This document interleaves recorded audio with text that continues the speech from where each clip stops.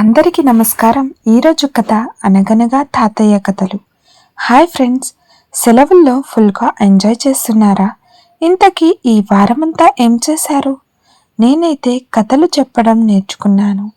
ఎప్పుడైనా స్కూల్కి వెళ్ళకపోతే ఎందుకు రాలేదని టీచర్ అడిగినప్పుడు మనమంతా చెప్పే కథలు కాదు, నేస్తాలు అనగనగా అంటూ చిన్నప్పుడు మన పెద్దవాళ్ళు చెబుతారే అలాంటి కథలు.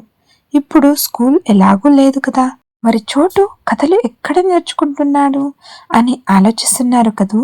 మా తాతయ్య దగ్గర నేర్చుకుంటున్నాను ఫ్రెండ్స్. ఆయనకు బోలెడు కథలు వచ్చు తెలుసా. ఆకాశం, జంతువులు, భూమి, రంగులు ఇలా దేని గురించి అడిగినా ఏదో ఒక కథ చెప్పేస్తారు.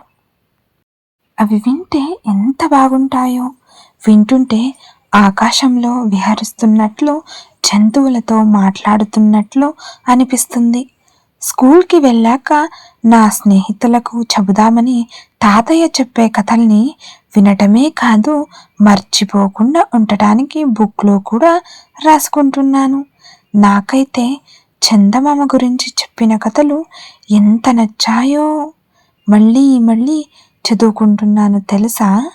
సొంతంగా చెప్పడం కూడా ప్రాక్టీస్ చేస్తున్నాను. ఉదయాన్నే ఆడుకోవడానికి వెళ్ళినప్పుడు అక్కడికి వచ్చిన స్నేహితులకు చెబుతున్నాను. అలా అప్పుడప్పుడు గుర్తు చేసుకుంటే ఏ విషయమైనా బాగా గుర్తుంటుంది కదా. మీరు కూడా ఇంట్లో పెద్దవాళ్ళను అడిగి కథలు చెప్పించుకోండి ఫ్రెండ్స్. మళ్ళీ స్కూల్ మొదలైతే హోంవర్క్స్, ట్యూషన్స్ అంటూ అస్సలు వినడానికి టైం కుదరదు. సరే మరి, ఈరోజు కదా చెప్పించుకోవడానికి వెళ్తున్నాను. బాయ్ నేస్తాలు.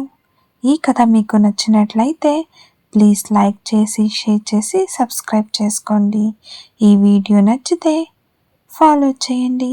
ధన్యవాదాలు.